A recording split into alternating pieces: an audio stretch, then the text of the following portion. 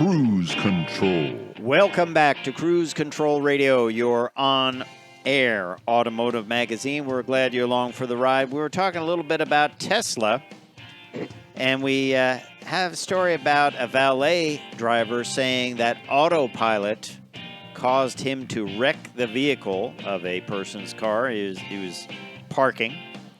And interesting, Les, the owner of the Tesla wanted to use the black box data to show that autopilot wasn't engaged, but he wasn't in California, so Tesla wouldn't let them access the data. Isn't that interesting? That's rather small on their part. Yeah, so what did he do? He spent $1,300 of his own money, had the information pulled, and it showed that not only was autopilot not on, the guy was going fast in the garage, and he did not have a seatbelt on. So the parking garage is still going through the litigation process, but he's saying that the driver's carelessness cost $100,000 worth of damage. And he also is saying that basically they figured out that the guy hit the accelerator instead of the brake. Sure. Yeah. Sure. So I thought they would just drive it back up the ramp and say it didn't happen here. No, I was like that when it came in. So, but then one final Tesla story, and it is Tesla getting kind of a discussion about Tesla and Ford.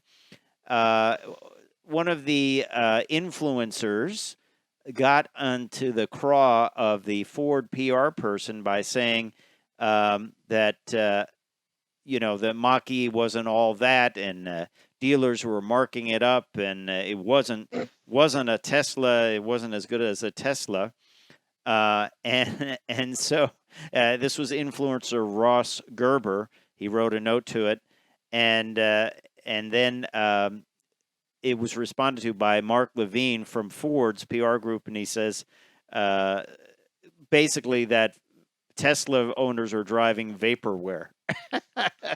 Well, there's a lot of truth to that. Yeah.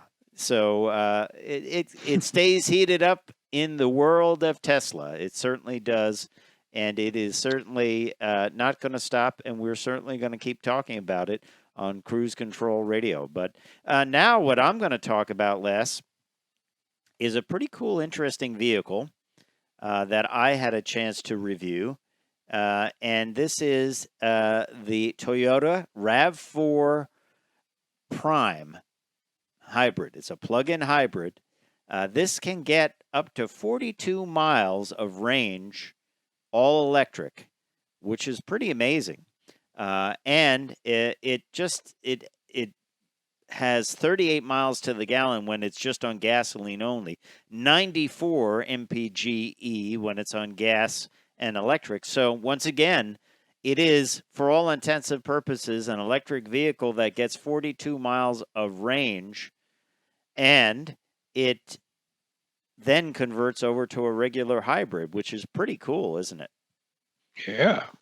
Now, this is a bit of a performance vehicle because all told, it has 302 horsepower. That is incredible, isn't it? That's a lot. There's a very sporty vehicle, two-tone, red and black.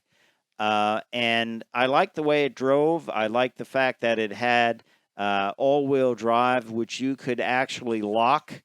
You could get in there and you could lock it and get it ready to go. It has that EP estimated 42 miles of range on the battery alone.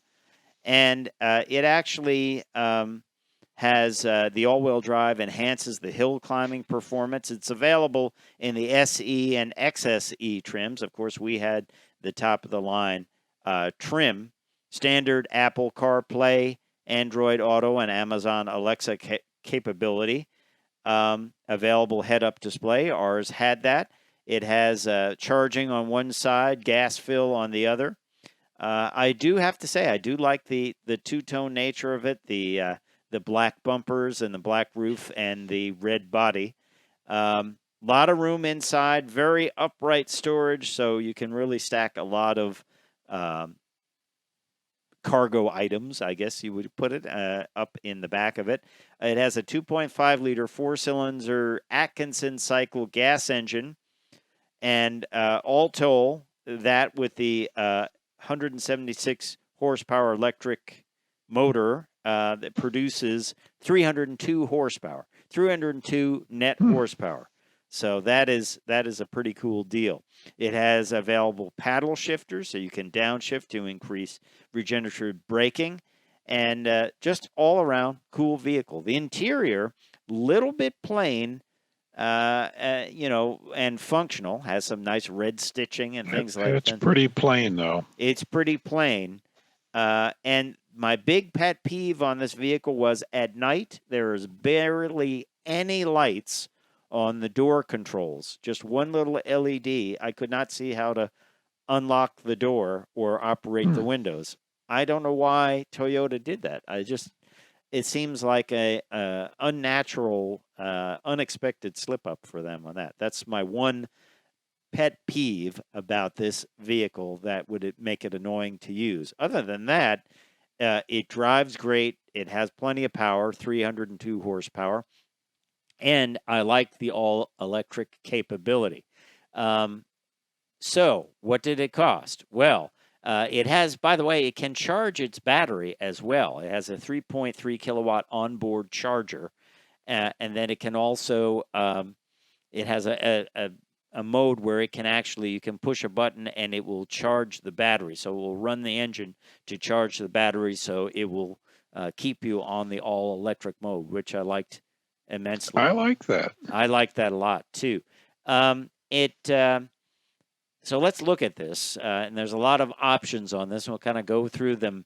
The base price was $41,425, and then we added in the premium audio with the 9-inch touchscreen, the JBL speakers. That added on $1,620. The weather package, heated leather trimmed steering wheel and rain sensing intermittent windshield wipers, $375. Special color, $425. It's become very common to spend extra for a color, and you do here. Then there's another premium package with a 10-inch color head-up display, tilt moonroof, 2-position memory function driver seats, a whole lot more. And that added another $3,765. And then we got some dealer installs, including mudguards, roof rack crossbars, carpeted floor mats, rear bumper applique, door sill protector, and courtesy vehicle delivery. Well, that was included. Delivery and handling, $1,175. So the total for this vehicle was $49,831. $49,831, which is a lot of chips, but a cool vehicle. This is the RAV4 Prime XSE all-wheel drive SUV. I liked it. I liked the capability. I think as Toyota moves into the world of electric vehicles, they're going to do very well. Of course, they own the hybrid market as far as I'm concerned, as far as that technology goes. The range, the 42-mile range, a real standout feature for me. Most vehicles have 20, 30 miles, something like that. 42, you can do some real damage with it, and you can actually refresh it as well, which is great. And the performance is great. Just thought the interior was a bit plain, and the lighting on the doors was a little bit lacking to see the controls. Maybe that's something you get used to if you own it. But there you have it, the RAV4 Prime. Time for me to say I'm Fred Staab. I'm Les Jackson. We're going to see you down the road. Bye.